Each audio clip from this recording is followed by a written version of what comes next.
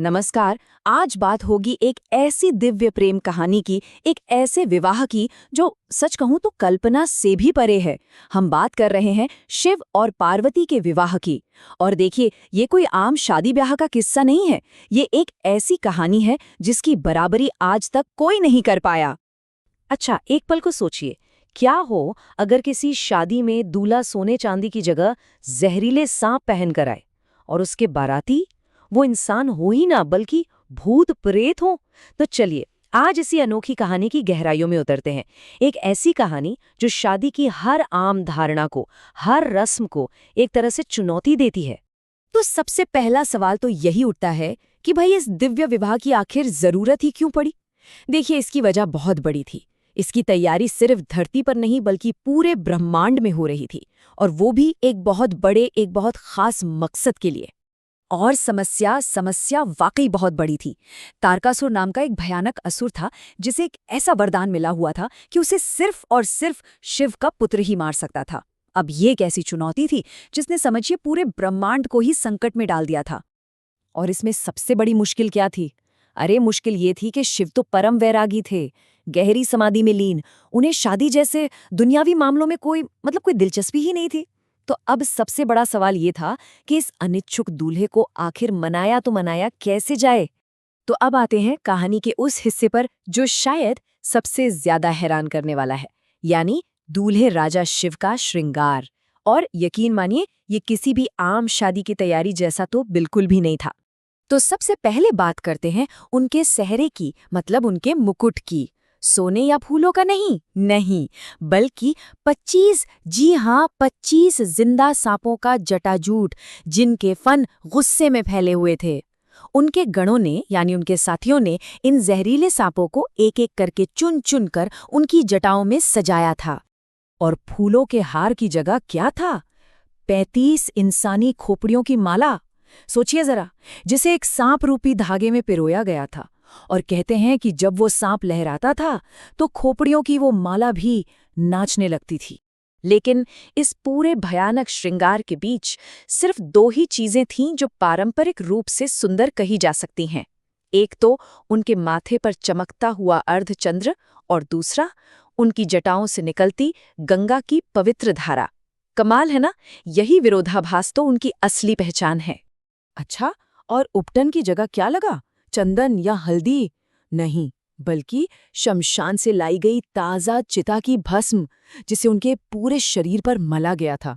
और उनका जो कर्पूर जैसा गोरा शरीर था, वो उस भस्म से और भी विकराल और भी ज्यादा तेजस्वी दिखने लगा था। तो जरा इस फर्क को देखिए। एक तरफ है एक आम दूल्हे का श्रृंगार, सोने का मुकुट, फूलों की माला, चंदन का लेप। और दूसरी तरफ है महादेव, सांपों का मुकुट, खोपड़ियों की माला और चिता की भस्म।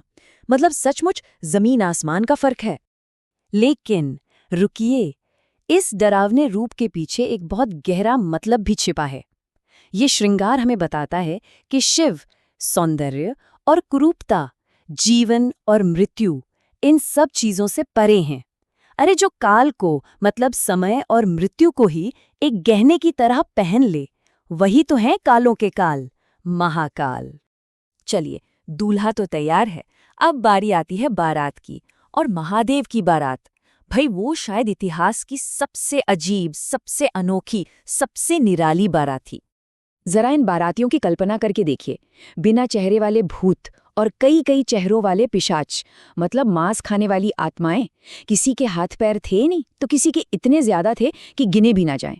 कोई तिकोने आकार का तो कोई चौकोर। और उनका म्यूजिक, उनका बैंड बाजा, बस यूं समझिए कि कुत्ते, गधे और सियार सब एक साथ चिल्ला रहे हों। क्या माहौल रहा होगा। और हाँ, ये भी मत सोचिएगा कि ये सारे भूत प्रेत सिर्फ आसपास के ही थे। अरे नहीं, ये तो एक पूरा का पूरा इंटरनेशनल डेलीगेशन था। जी हाँ, बिल्कुल सही सुना। ये एक सच्चा अंतर्राष्ट्रीय जमावड़ा था। कथाओं में तो यहाँ तक वर्णन मिलता है कि अमेरिका से गोरे गोले भूत आए थे, वेस्ट इंडीज से एकदम काले भूत थे, और तो और चीन से छोटी छोटी आंखों वाले भूत भी इस अनोखी बारात में शामिल होने पहुंचे थे। तो अब कहानी पहुंचती है अपने असली क्लाइमैक्स पर, जब ये विचित्र, डरावनी और सच कहूं तो थोड़ी मजेदार बारात दुल्हन के घर यानी हिमालय पर्वत पर पहुंचती है। और बस पूरे नगर में दहशत फैल गई। जैसे ही लोगों ने इस बारात को दूर से देखा, सब अपने घर बार छोड़कर भागने लगे। बच्चे चीखते हुए घरों की तरफ भागे, चिल्ला रहे थे, भागो भागो, यमराज की सेना आ गई है। और बेचारी दुल्हन की माँ मैना, उन्होंने जैसे ही अपने होने वाले दामाद को देखा, उनके हाथ से आरती की थाली छूटकर जमीन पर गिर पड़ी। एक बच्चा तो डर के मारे अपनी माँ से चिल्लाकर बोला, माँ, ये दूल्हा तो पागल है, देखो तो सही, खोपड़ी पहने है, पूरे शरीर पर राख मली हुई है और घोड़े की जगह एक बैल पर बैठा है। और बस इतना ही काफी था।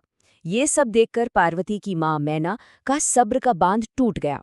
वो इतनी ज्यादा घबरा गईं कि उन्होंने इस शादी को वहीं रोकने का फैसला कर लिया। उन्होंने साफ साफ कह दिया कि वो अपनी बेटी की शादी इस जोगी से हरगिज नहीं होने देंगी। लेकिन यहीं पर कहानी एक बहुत ही खूबसूरत मोड़ लेती है। एक ऐसा मोड़ जो हमें बाहरी दिखावे से परे सच्चे प्रेम और स्वीकृति का असली मतलब समझाता है। इस मुश्किल घड़ी में खुद पार्वती आगे आईं। उन्होंने अपनी माँ को बड़े प्यार से शांत करते हुए कहा, माँ, जो भाग्य में लिखा है क्या उसे कोई बदल सकता है? आप बेकार में किसी को दोष देकर अपयश का भागी मत बनिए। उनकी इस अटूट निष्ठा और समझदारी ने वहां मौजूद हर किसी को हैरान कर दिया। और पार्वती की ये अडिग भक्ति और ये गहरा प्रेम देखकर शिव मुस्कुराए और फिर उन्होंने अपने ससुराल वालों के सामने अपना वो दिव्य स्वरूप प्रकट किया जो करोड़ों सूर्यों से भी ज्यादा तेजस्वी था। उस रूप को देखकर तो सबकी आंखें खुली की खुली रह गईं। बस फिर क्या था, दूल्हे का वो भव्य रूप देखते ही सबका डर छूमंतर हो गया। फिर पूरे विधि विधान और वैदिक रीति रिवाजों के साथ शिव और पार्वती का पवित्र विवाह संपन्न हुआ। और इस दिव्य मिलन का जश्न सिर्फ धरती पर नहीं बल्कि तीनों लोकों में मनाया गया। तो ये असाधारण विवाह हमें बाहरी दिखावे से परे झांकने और चीजों के असली स्वरूप को पहचानने के बारे में क्या सिखाता है? ये एक ऐसा सवाल है जो ये कहानी हम सबके लिए पीछे छोड़ जाती है। सोचने वाली बात है ना?